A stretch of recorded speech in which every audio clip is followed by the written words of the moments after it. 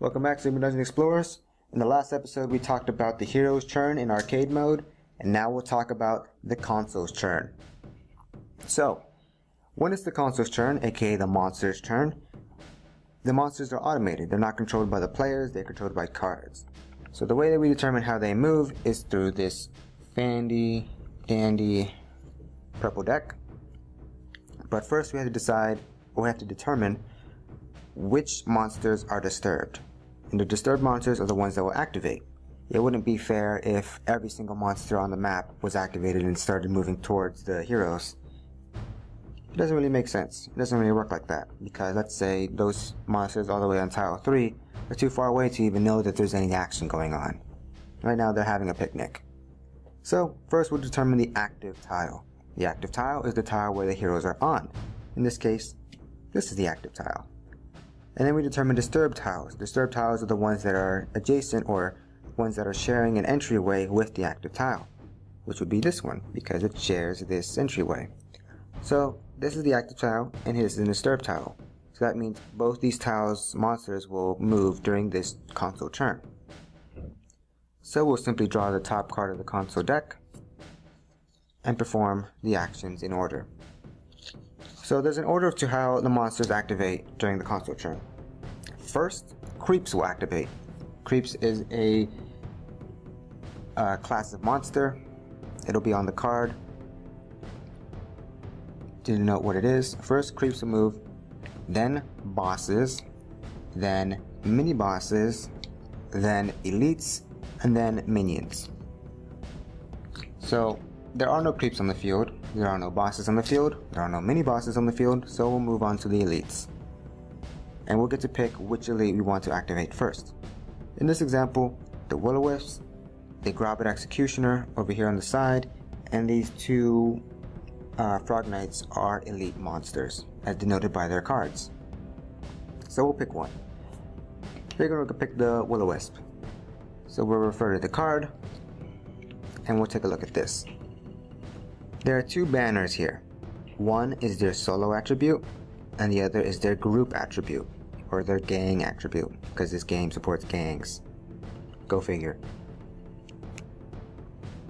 We'll find the Will-O-Wisp character information here, and the gang information here, below that. So, our first command here is move. The Will-O-Wisp can move 5 squares, and what it's trying to do with its movement phase is it is trying to get within solo range of the hero with the most wrath. So in our example, the Princess Emerald has the most wrath because she is a total badass and got all the wrath in one turn. Fantastic. So she's trying to move through the path of least resistance towards Princess Emerald. And she's trying to get within 4 squares. So 1, 2, 3, 4. We can go here or here. It's kind of up to the heroes the way that they decide how to move it. So I'll just move it like such. 1, 2. And there we go. We're within solo range, so we don't need to move anymore. We will stop there and say that our movement command has been successfully completed. And then we'd move on to the next elite and then do its move. 1, 2, 3, 4, 5. And then we move on to the next elite. 1, 2, 3, 4, 5, 6, 7, 8. Now, these two elites here, the Frog Knights, are two elites on one gang card. Usually it's one elite and minions on one gang card. So whenever elite gangs are moving and activating, they're trying to get to the hero with the most wrath, with the path of least resistance, but they're also trying to get within gang range of each other. So the way that you kind of do that is kind of up to you. You know, there's no like optimal, surefire one way to do it. I mean, we can't know every single possibility unless we wanted to min-max it. So let's just try our best. Next elite, 1, 2, 3, 4, 5, 6, 7, 8. And then we move on to the minions. So the minions would then move 1, 2, 3, 4, and stop because he's within range of gang. 1, 2, 3, 4, 5. 1, 2, 3, 4, 5. That could be optimized better. 1, 2, 3, 4, 5, 5. So then, now that we've completed all the movement commands for every disturbed monster, then we'd move on to the next one, unique. And then we'd go down the list. So, another mistake that I made in the previous video, but hopefully it fixed it with this video, then I'm going to amend over it. So when you perform support actions, you do not have to roll for them unless they specify to. For example, Princess Emerald's scope action here does require a dexterity versus dexterity roll. However, Pollen Dream here doesn't require a roll, so it just happens. The way that we perform that is that we will perform all the unique actions listed on the card in order. However, because this monster is not in a gang, the way that we determine gangs is that if the other monster that is on the card is within 2 squares of the monster we're activating, that monster is considered in a gang. So for example, if we had this Will-O-Wisp here, that monster would be in a gang, so we would always use its gang attributes for the rest of the turn. But this monster is not here, so the Wisp will perform Pollen Dream with a range of 4, that part is right, to the hero with most wrath, and it would be Princess Emerald, and she would just get it. She just gets the slow token and you put it on her card. And then her unique command is completed. Alright, so we've successfully performed the unique action the unique command because we've performed all the unique actions on the card. This unique action here would only be possible if the Will-O-Wisp was in a gang, because then she would get this unique action instead of this one, because this unique action here has this kind of radial icon around the support action.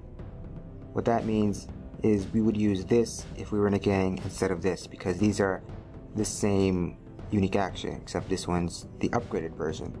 If, for example, down here it had a new unique action, for instance, like here. Let's say, for example, Sprout here had a unique action, we would perform it, and then we'd also perform this action if Sprout was in a gang, or within gang range. But if Sprout was by himself, we would only perform the unique actions on his card, or on his part of the card, which in this case is nothing, and proceed as normal. Then you move on to the next elite, and perform its unique command. And the unique command of the Frog Knights is Frogger, which is a surge ability, which will move it towards the hero with the most wrath if it is not already in range, and it'll move 5 spaces. 1, 2, 3, 4, 3 actually, and stop. And then this one will go 1, 2, 3, 4, 5, and then stop. And then the next elite would perform his unique action, but it just gives him an extra action point, which doesn't do anything right now. So then the unique command has been completed. Unique commands do not apply to minions, so we can ignore that. Then we go on to the next command, fight. When a monster fights, it attacks the hero with the most wrath within range. So if by some instance, when the Will-O-Wisp moved, she wasn't able to get within solo range of Princess Emerald, let's say she stopped right there. So 1, 2, 3, 4, she is not in range of Princess Emerald, so does that mean she doesn't attack? No, she will try to attack the hero with the most wrath that she can within her range. In this example would be the Questing Knight. So even though the monster is trying to attack Princess Emerald at all opportunities, she can only attack the Questing Knight, so she will. And the Questing Knight would then take the attack. But here we are in range, and we will attack Princess Emerald. And monsters will attack for as many times as they have action points. So here, the Will-O-Wisp has 1 action point with a range of 4 and an attack value of 2 stars. So that means Princess Emerald is getting another attack. She rolled her dice, and she rolled 1 star, which is a failure. And because attacking is an offensive action, she will get 1 damage on her card. Then we move on to the next elites, and now they would both get to perform their actions, one after another, of course. So they're both in melee range of each other. Now, here's something that someone mentioned.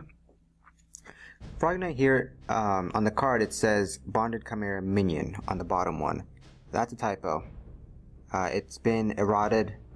Eroded? It has been FAQ'd or eroded. The Super Dungeon Explorer, Ninja Division, Soda Pop Miniatures, whoever you want to say is in charge of this, they put out an FAQ/errata that corrected that typo, saying, no, they're both elite minions, or elite monsters. They're not, one's not an elite and one's not a minion. They're both elites. So that means they both perform movements, unique actions, and fights the same as any other elite minion or monster. Sheesh. So we'll pick one. That one will attack Princess Emerald because it's within gang range. It'll use its gang stats, which gives it a 3-star strength. So Princess Emerald has to defend, and successfully defends. The next one, also 3 stars because it's within gang range. And that would be also 3 stars. And note here, she rolled a heart.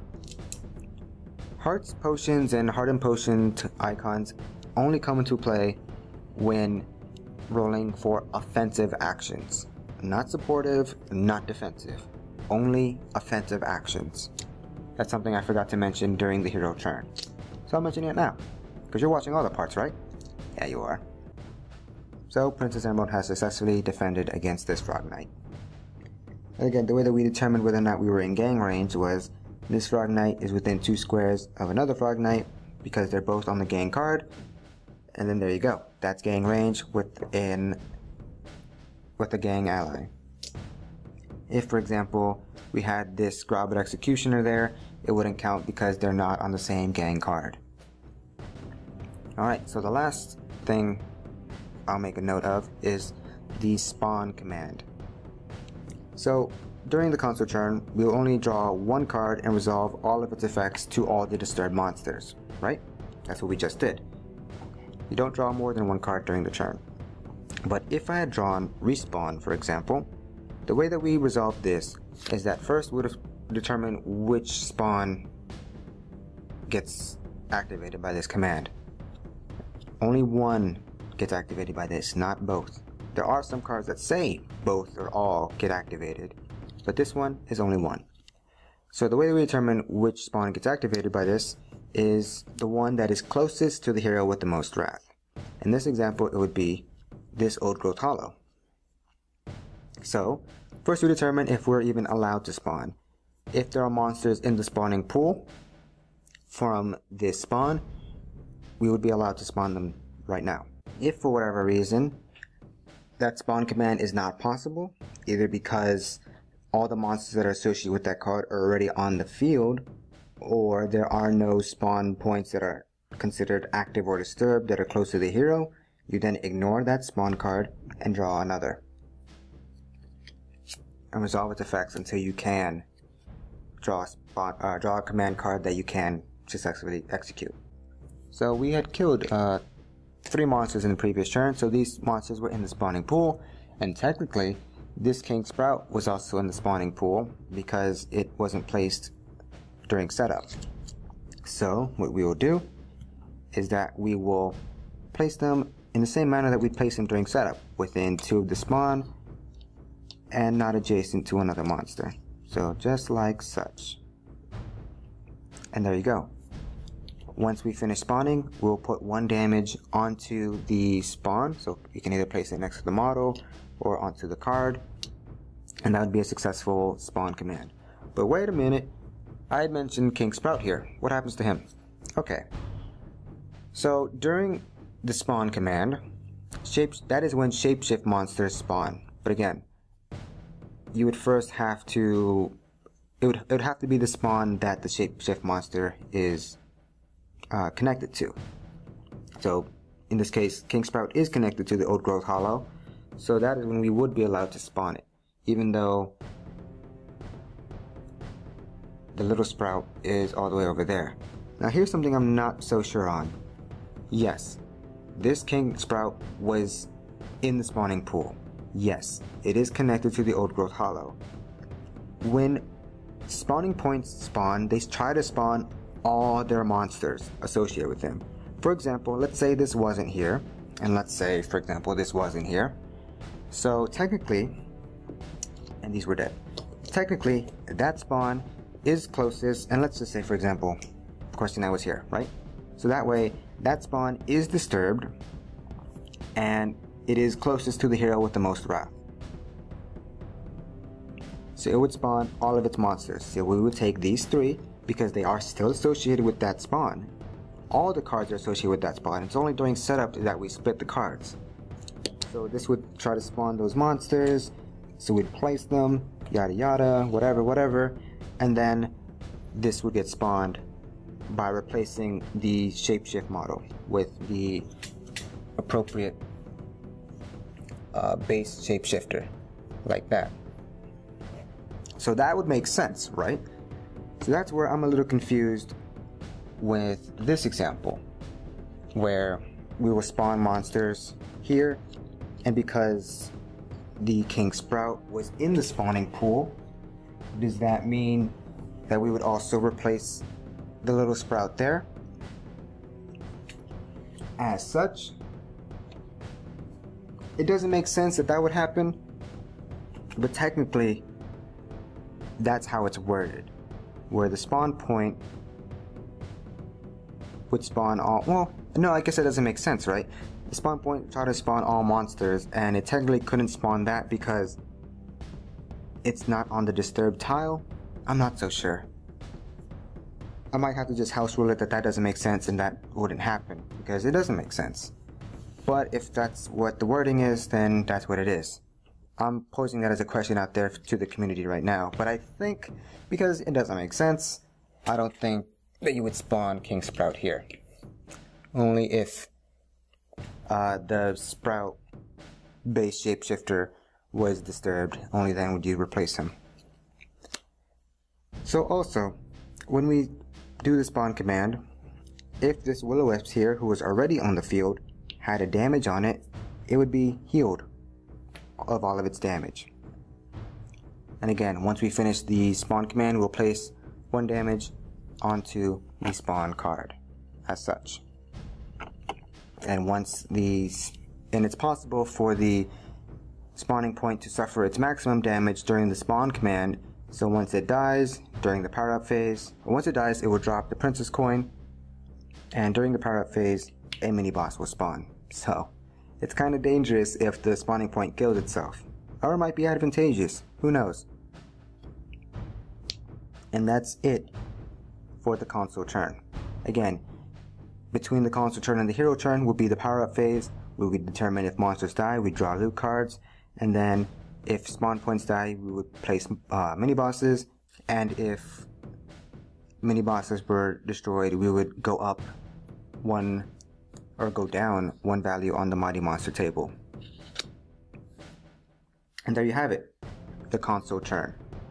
We described how monsters activate, how they activate, what happens if they're within range, if they're not within range, how to determine gang range. Also, so here's the thing about the unique command. Alright. So monsters will perform the unique actions in order. Here we have the Trent mini boss. Trent has 2 unique actions, Decay and Overgrowth. So when the unique command is called upon, it'll perform them in order. First it'll perform Decay, and then it'll perform Overgrowth. Now Overgrowth here has a skull on it, which means it is a signature action. So what this means is this will actually also get activated, or this actually could get activated during the fight command. So let's say, for example, we drew a card that's only said move and fight, or just fight, right? So signature actions get activated during the fight phase as well, or only it's either or. It's either they get activated during the unique command or during the fight command. So in this example, we get fight, which means Overgrowth would first activate, and then we'd perform attacks within range to the hero with the most wrath for as many action points as we have. So it would perform 2 attacks to that hero. If we got here unique and fight, although I don't know if that is a single card. No, it's not. So yeah, if we just got the combo where it's unique fight, it would move, Then it would perform all of its unique actions, decay, overgrowth, and then it would fight. It would not do the signature action again. The signature action only happens once throughout the entire turn, but it could either happen during the unique phase, or during the unique command, or during the fight command. So it would do unique, decay, overgrowth, and then it would fight twice to the hero with the most wrath within range. Just like that. Here we have the Forgotten King. His signature action comes first. So in the unique command, it'll do Stranglethorn first, and then it'll do Primal Roar, and then if it had the attack command, it would attack 3 times to a hero within range with the most wrath. So if it only got the fight command, it would do Stranglethorn. It would not do Primal Roar because it's not a unique, or it's not a signature action, and then it would attack 3 times. Make sense? I hope so. So that is how the command deck works. It'll activate all the monsters that are disturbed, or it'll apply to all the monsters that are disturbed, and they would move towards the hero with the most wrath unless they're minions, in which case they will move towards their elite gang member. And there are a bunch of command cards here. Some will say to do a command twice, like Rush here. So it's possible to perform an action twice, and the way that you do this is you will perform this action first twice. So for example, Rabid Executioner would move once, move again, before performing the next action. It's possible that, so since it's trying to get within melee range, or within solo range, excuse me, it will only have to move once. If that's the case, then that's okay. It performed the command successfully, it got within solo range, and it can discard the rest of the movement command if necessary. It's just trying to get within solo range. So if it can do that, the move command is successful, and then it would move on to the next phase. And that's how the monster turn works. That's how the command deck works, that's how they act, that's their behavior, and that's the order of activations. And that's how you determine gang range. That's how you summon shapeshift monsters. They come during the spawn command. And if you're within gang range, you would then apply the gang attributes. In this example here, King Sprout would get poison if he is within gang range of any mook. Oh, it's also very important for me to note here.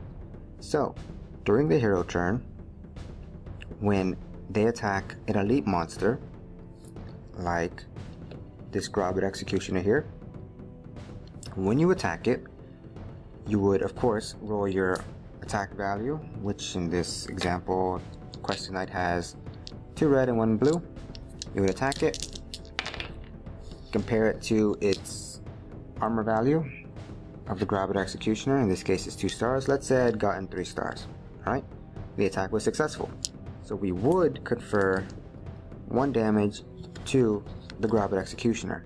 However, the Grobbered Executioner is within gang range of at least 1 of his minions. So instead, he will transfer this wound to one of his minion counterparts. And his Billman unfortunately only has 1 health. So however way you want to imagine it, whether he threw the Billman into the front of the action, or the Billman jumped and said, "No, master."